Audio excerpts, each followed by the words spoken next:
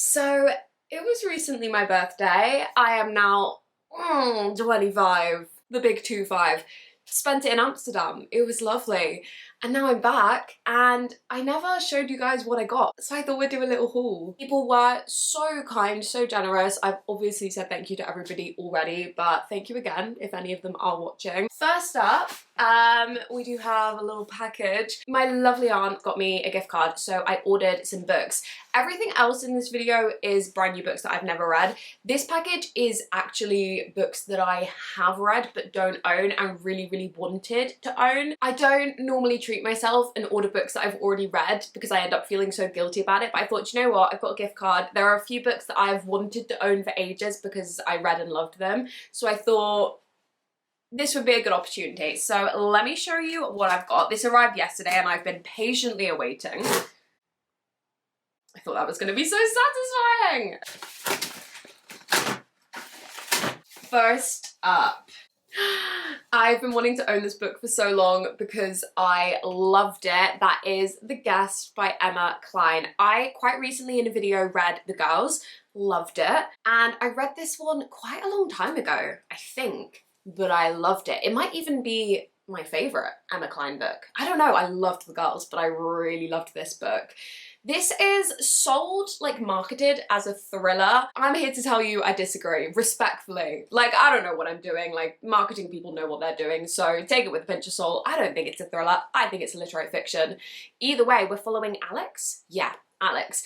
And Alex has, if I remember correctly, it's been a while, no money and no house, and she's kind of just floating through life, and you follow her basically day by day, going through life, just kind of manipulating people in order to have places to stay, like food, things like that. And it's very character driven, just kind of following this girl wandering around, but in the best way possible. It's so fascinating. It's such a deeply fascinating character study, and I love Emma Cline's writing. I adore it so much.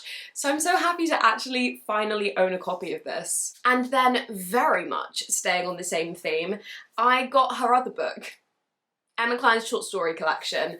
I'm not gonna lie to you, this was probably my least favourite of the Emma Cline books just because I'm not huge into short stories, but I think it's a really stunning cover, and I just thought it'd be nice to own all of Emma Cline's books. And who knows, maybe I need a reread of this one because I did it by audiobook and I do remember getting a little bit confused. I think I read this when I was living in Edinburgh, so it's been a while. Very happy to have both of those. Also the yellow writing, those are gonna match so nicely on my bookshelves. And then finally, would you have even seen it by this point? I just put the video out, I think, for reading Babel. I listened to the audiobook, but I was like, oh, I need the hardcover of this. This is Babel by R.F. Kuang. I was terrified to read this book and I loved it. I loved it. It was so good. It was 5 stars. And it has confirmed to me that I am an R.F. Kuang girlie. I still need to get my copy of Catabasis, but I wanted to own all of her books in hardback because I have Yellowface in hardback. I have the paperback of this that I thrifted for like 50p, so I'm probably going to donate that one and then just keep this one because I thought it would be so nice to have matching hardbacks of all the R.F. Kuang books. And I still have a few left to purchase, but that was the third book that I got with that voucher. For anyone, very briefly, who doesn't know what this is about, I mean, it's so complicated, so I'll just give you the very vague gist. But we're following Robin, who grew up in Canton and then is orphaned and gets taken to Oxford by this professor and kind of raised to be an academic. And then you follow him into university with all these magical elements. There's like a whole silver trade, magicalness.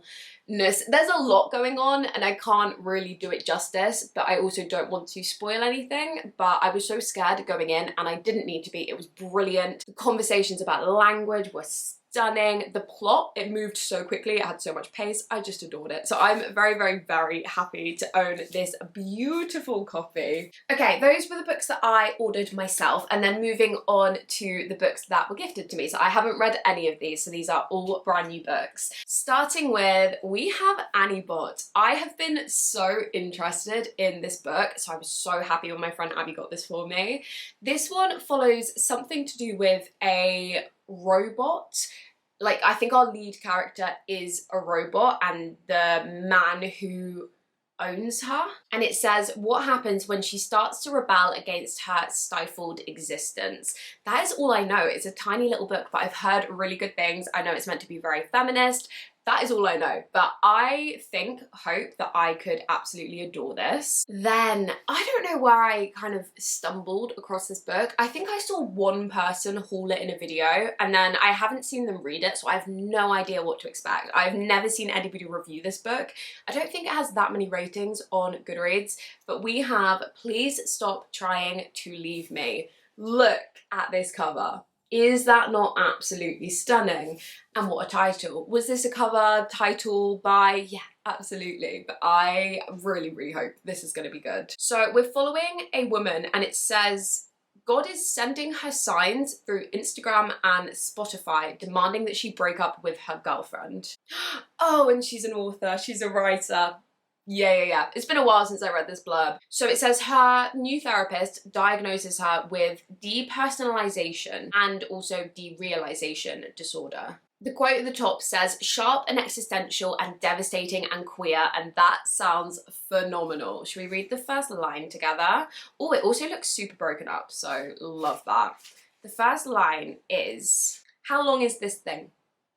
That tells me nothing. Okay, but it looks like it's super broken up text, which could be the style of writing that I adore. In books like Sorrow and Bliss or Liars, they have this real like broken up pared back writing style that really jumps around in time. I love it. It's not for everyone, but I really, really like it. So I kind of hope this might be along those veins, just like flicking through, but we will see. Either way, if you've read it, if you have any thoughts, let me know, because I haven't had a single review, but I have high hopes. Then I'm so excited about this. I have been kind of-ish, well, I say collecting. I only have 2, but I've kind of been collecting this run of books that I guess they did. They're called the Vintage American Gothic books. I don't know. There seems to only be a print of like 8 books, but I already have Layne and the girls, and both of those covers are beautiful. So I've got a couple more. So first up, we have a book called Sleep Donation by Karen Russell, which I've actually not heard of at all, but I think sounds fascinating. This is the cover first up. Is she not beautiful? I'm obsessed with all of these covers. So it says we're following America, but I think it's like an alternative America where we have an epidemic of insomnia. And then we have, I'm guessing like it's a dystopia, because we have this place called Slumber Corpse, which is an agency that provides like a service. It transfuses sleep to sufferers from healthy volunteers. So you basically volunteer to give your sleep, like sleep donation, to people suffering from insomnia. And then we're following a recruitment manager, and it says her sister was one of the first victims of this disease, and I think our recruitment manager has spent the last 7 years being a donor. And it says when she meets the mysterious donor Y and baby A, whose sleep can be universally accepted. Oh, so that's kind of like the blood type, right, that can be universally accepted, maybe. It says her faith in the organisation and in her own motives begins to unravel. I just think that sounds so fascinating. Again, oh wait, it has pictures in it. It has pictures. Anyway, so I think it's meant to be dystopia. It's tiny as well. It's like 150 pages. I've never heard anything about this book. I just think it sounds fascinating. I don't know. If you've heard of this, if you've read it, let me know your thoughts. I'm going in blind, but I'm excited. And then from the exact same set of books, I got Love by Toni Morrison, and confession, I've never read a Toni Morrison, and it's about time. It is about time. I got this one obviously because it's in the same vintage selection. Again, look at the cover. Stunning. I don't know who designed these. Does it say? Suzanne Diaz. Great job. I just think the whole collection are absolutely beautiful. After this, I still definitely want to get Fight Club because it's actually one of my favourite movies.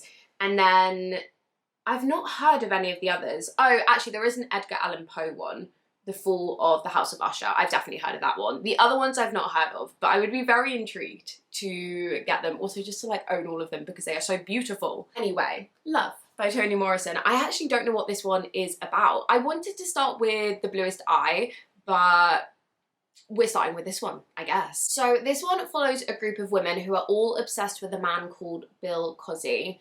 It says he shapes their yearnings for a father, husband, lover, guardian, and friend. Oh wait, that is basically the end of the blurb. And then it just goes on to talk about Toni Morrison a little bit. Oh, that is literally all the information that we are given. Okay, let's read the first line together. Let's not read the first line together. I don't know if I'm allowed to say that on YouTube. It's about time. It is about time I read a Toni Morrison. And I'm just so happy to own another one of these beautiful books. These are kind of the other ones, if you want to pause and have a little look, see what else is in the collection. I believe, I could be incorrect, I believe those are the only ones that they did. So it's a really short run. It's just 2, 4, 6, 8 books. But I'm happy. I now have 4 of them, I guess. Okay, carrying on. I have wanted to read this for so long. We have The Favourites by Layne Fargo with beautiful, beautiful sprayed edges. This one, I think it's meant to be like a contemporary fiction, maybe romance undertones, but I think like more general fiction. We're following a couple of skaters. I'm sure this book has been compared to Daisy Jones. Oh, it's literally written on the front cover. Yeah. Following these like 2 skaters. And then I think in the past they had some big scandal or a big falling out or something, and then they have to come back together, potentially, or there's like an event or something. That was very vague. That was very, very, very vague. But I've just had the most incredible things and I've wanted to read this for so long, and I now have such a stunning copy of this. It also looks a little bit mixed media. I think we have those elements of interview, which I guess is why it's maybe compared to Daisy Jones. Nothing but glowing reviews of this one, so very excited to own The Favourites. Then another author that I can't believe I haven't read from yet, we have Soldier Sailor by Claire Kilroy. This is a book that I think I read maybe the nursery or something when I was on my massive kick. I mean, I still am. When I was on my massive kick about books about motherhood, specifically dark portrayals of, this was one that was recommended in my comments, and I looked it up and I immediately added it to my list because I was like, I need to read this. So I think it's in that vein of subject matter. It says we're following a woman following her marriage strains as she struggles with questions of autonomy, creativity, beautiful, and the passing of time. And then it says an old friend makes a welcome return. Okay, another very, very vague blurb, but I have heard very, very, very good things about this one. I think it is to do with like this theme of motherhood, although it doesn't completely say that. But the questions, like the themes of like autonomy and creativity, that sounds really up my alley. And I think actually the book I was talking about when this got recommended must have been Liars, because that book is very much about like a woman trying to be a creative as well as a mother. And then I think I said, has anyone got any recommendations? And I think that is where this book came in. I'm not totally sure, but so excited. I think this is such a 5-star prediction for me. And then talking of Liars, I got another book by the same author because I'm now obsessed. This is Very Cold People. This is another tiny little book, under 200 pages, and it's proper like broken up text. So I'm really hoping it's a similar writing style to Liars, because Liars had that real like pared back,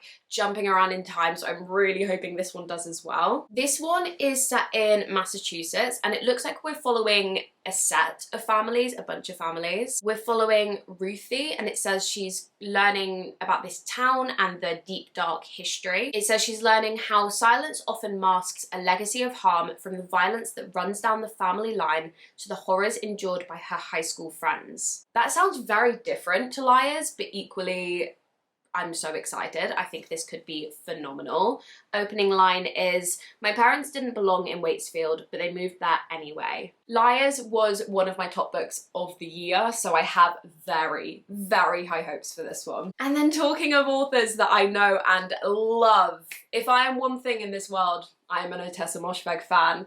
I got Death in Her Hands. Ottessa Moshfegh is the author of My Year of Rest and Relaxation, of Eileen, of many other books, but those are probably the most famous ones. I love both of those books. This one follows something to do with a woman who, I think she's walking her dog in the woods, and she comes across a dead body, and I think there's a note. Yeah, the note says, her name was Magda. Nobody will ever know who killed her. It wasn't me. Here is her dead body.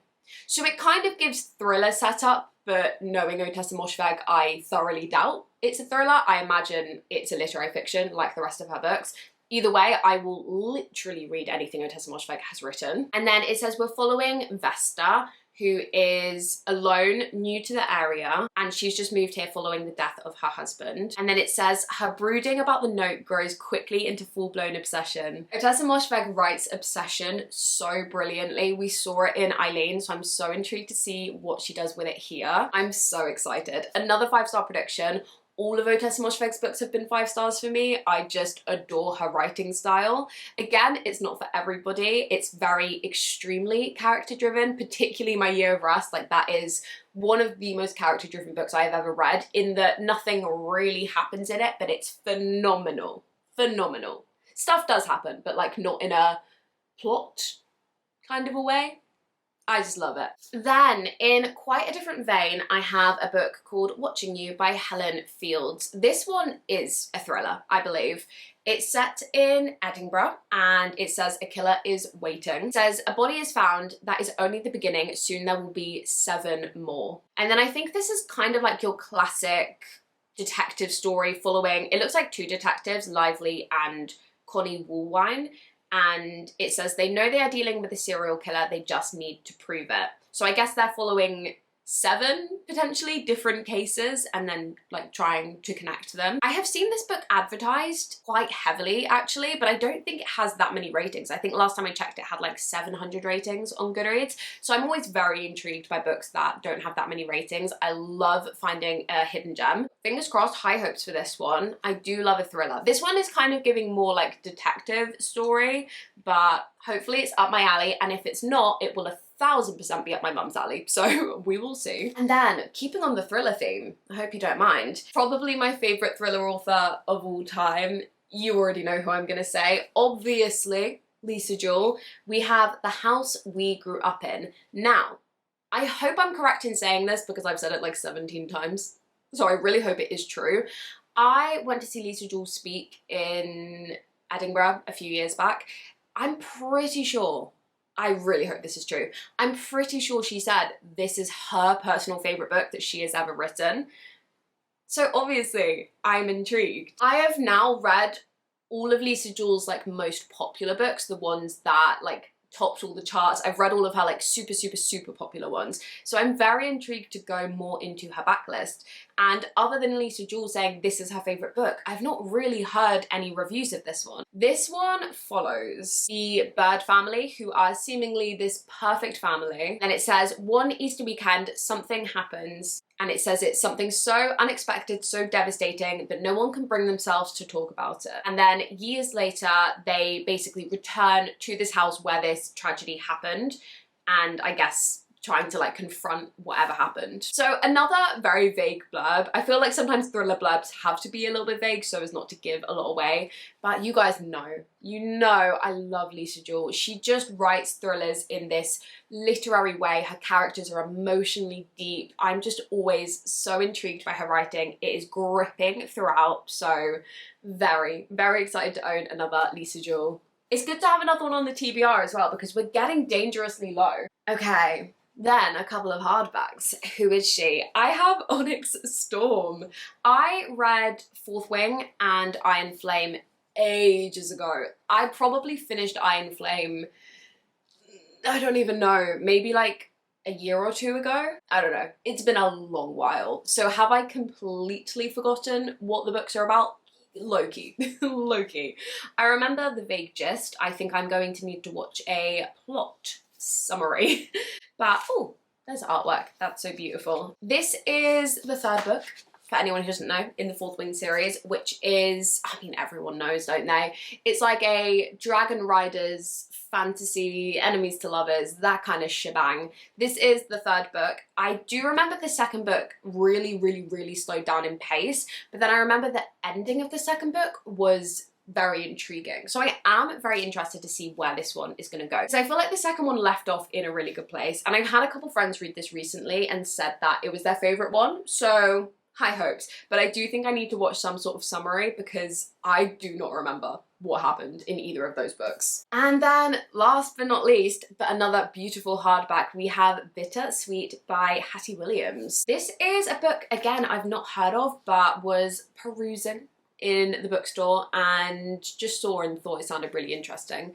So it says we're following Charlie, who is 23, single, and the new publicity assistant at a publishing house. Sorry, if you write the words author, publishing house, anything to do with writers, I just immediately want to buy the book. I don't even know what hold that has on me, but it has such a grip. I just love books about writers anyway. And then we are also following Richard, who is 56, married, and the author that has defined his generation. And it says Charlie has long idolized Richard, this like really incredible life-changing author. And then it says they embark on an illicit and all-consuming affair. And then I guess we're following the fallout of that. I just think that sounds really, really interesting. It kind of reminds me, well, I haven't actually read it yet, but the plot of Promising Young Women by Caroline O'Donoghue. The first line of this book is, it took years for me to stop looking for Richard. Oh, again, another one I've not heard anything of. So if you have read this book, if you've read any of these books, please let me know your thoughts. I love seeing what you guys think in the comments.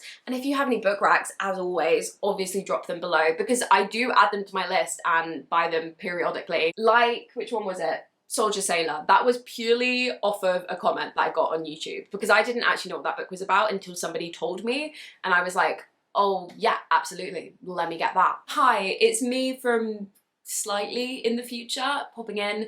I have 3 more books to show you. I finished filming like the whole section of the video that you've just seen. I then went to the gym, but on the way to the gym I stopped in to see my friend at work and she gave me, this is her book sleeve. Look how beautiful it is, by the way. I'm gonna give this back to her, but she let me keep it briefly to protect the books that she gave to me. So I thought we'd just include them in this haul. So we have another 3 books. First things first, she bought, I don't know if you've seen them in Waterstones. I think they're Waterstones exclusives, maybe not, but they have out these most beautiful copies of the One Dark Window duologies in hardback. So she just bought them and I have been wanting to get a matching set of the paperbacks or like whatever for so long. So because she's bought these beautiful new hardbacks, she gifted me her paperbacks, which I'm pretty excited about because I literally loved this duology and I just think these are so beautiful. So I'm so happy to have both of these for my shelves. I currently have the American paperback of just the first one and I could not for the life of me get the second book in this like tall version of the paperback. So I think we're just going to donate the other one and replace them with these 2. So very grateful that she let me have those because they are literally perfect condition because she is like me, she's obsessive about keeping her books in pristine condition. So love you, Carly, thank you so much. And then she also picked me up a copy of Freida McFadden's new book, The Intruder, which how did it go past me that the woman has yet another book out? Yet another one. Also, in just like complete tangential information, well, a friend of mine sent me a link to a Facebook article. Freida McFadden, I knew she was a doctor, possibly a neurosurgeon. I didn't realise she still practices, and apparently, please take this with a pinch of salt because I did read it on Facebook. I don't know if it's actually true. Apparently she wears wigs in her interviews so that her patients don't know that it's her. I don't know if that's true, it's what I read on Facebook. Somebody, if you know in the comments, let me know if that's true. Because if that is true, it's hilarious. Anyway, this is her new book. I haven't even read the blurb yet, so let's find out together what it's about. We are following Casey, and Casey's cabin, it says, is not built for a hurricane. And I guess she's like trapped there alone during a hurricane. It says she's young, she's alone, and she's covered in blood. Never a good combination. Oh, I missed a very important line. She's not covered in blood. She finds a girl, like during this hurricane, outside the house, who is covered in blood. And it kind of says she finds this girl and she's like gripping a knife and she refuses to let go of it. And then by the looks of it, this woman just invites her into the house because that's a good idea. And then it says she makes a disturbing discovery in the middle of the night. It also, I forgot to say, has really cute sprayed edges. What do they say? Oh, it was upside down. What is she hiding? I don't have many Freida McFaddens left on my TBR actually that I haven't already read, so always fun to have another one. So hopefully that will be good fun reading at some point. And do you know what? My brain is so like frazzled at the moment, so fried, that I feel like some like fun, easy reads are what I need at the moment. So definitely up for a Freida McFadden at some point. Just wanted to pop in and say we're adding another 3 to this book haul, and I will pass you back to the me of the past doing the outro for this video. Anyway, I'm rambling. That's the end of the video. Thank you so much for watching. If you haven't already, please subscribe. I would love to have you. Like the video, comment down below, all of that fun stuff, and I will catch you in the next one. I love you. Goodbye.